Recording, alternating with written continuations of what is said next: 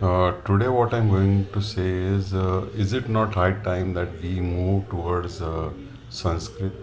We move towards culture, because generally wherever I've traveled, I've not traveled much, but wherever like local or other states, wherever I've traveled, I've seen people's uh, rudeness in their way of behavior, unpoliteness in their talks.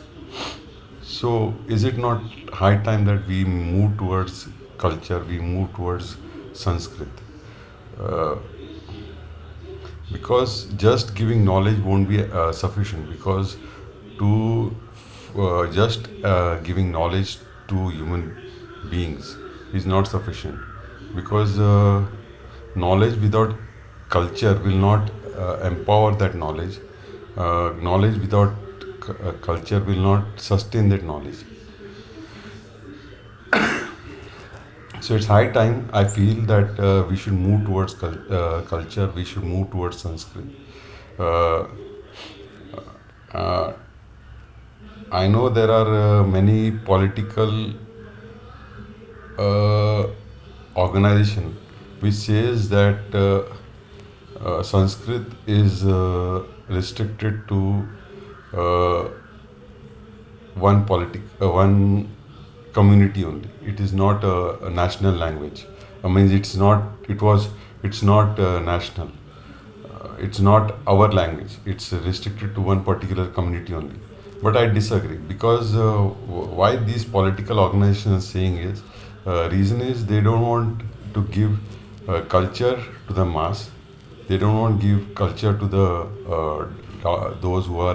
those who are downtrodden, because if they give culture, what will happen is those people will be more cultured.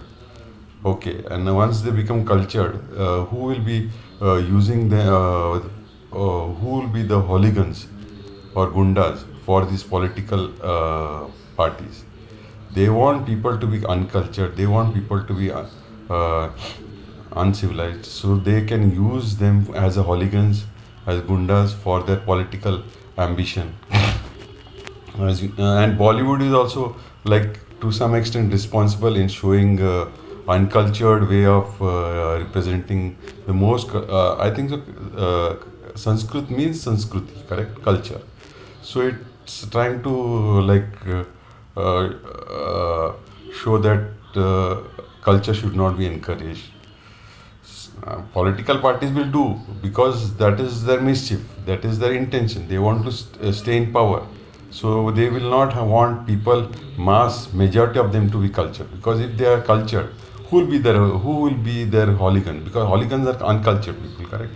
So you want politicians want to use hooligans, so hooligans, gundas, for their political ambition. So they want people, minimum people who are uncultured. It's good for them.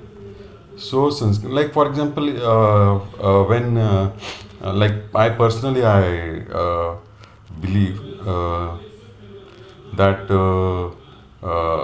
there was, like, for the downtrodden of India masses, there was two three uh, uh, options or solutions. One was of Gandhiji. He thought that it's better that we called Harijans, those who are downtrodden, Harijans. So if you give the name Harijan, might be what politeness will come in our heart towards them. Okay, it did not work. It was just lip service. Then there was Ambedkar's solution for upliftment of the downtrodden. He said that give them empowerment, give them reservation, give them empowerment, so they will get strength. But what has happened is, if you see in the last 40 years, 70 years, this thing is also not helped. It has created bitterness and caste politics, and many things has come into picture. So it has become more complicated and more dangerous. uh, like, it has become conflicts between caste and all these things. And one more solution was given by Swami Vivekananda. He said, for upliftment of the downtrodden, they have to learn. It's not just giving them knowledge which will be sufficient. You will have to give them culture. and that is you will have to teach them Sanskrit, because when you give somebody just knowledge, you are doing half the work. But if you want to do the full work, you will have to give them culture also, because if you give them culture, what will happen is that knowledge will be empowered and it will be sustained. So this is what Swami Vivekananda's solution for upliftment of downtrodden, that they should learn Sanskrit. Their status would uprise. We tried Gandhiji's Harijan. It was only lip service. Nothing, no politeness came in the people who were uplifted, who were already in the upper state of society. No, their unpoliteness towards the downtrodden was as usual. Ambedkar's policy of empowerment and giving reservation uh, to the downtrodden, that has created more conflicts between caste politics, vote bank politics, caste reservation, and all those things. More conflicts. And the third solution was of Swami Vivekananda: give them culture, give them Sanskrit, let them learn Sanskrit. So I feel that it's high time we, just by not listening to political peer people, we should evaluate. We should just have one go at the whole Indian history. We have that, na, correct? Everyone knows it inside. Just that, like for some regional benefit, or for some caste benefit, or for some individual benefits, we are ignoring this fact that Sanskrit is the root of all languages of India. It is the culture of India. But for our caste benefit, or for our regional benefit, we are saying that Sanskrit is like those politicians only. We are saying that caste, it's belonging to one particular community.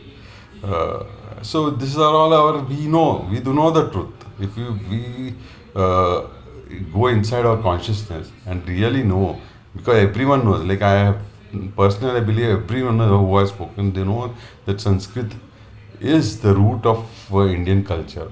But for some regional benefits, or for caste benefits, or for jingoism of regionalism, or caste jingoism, or for individual, for some political affiliation, we are like we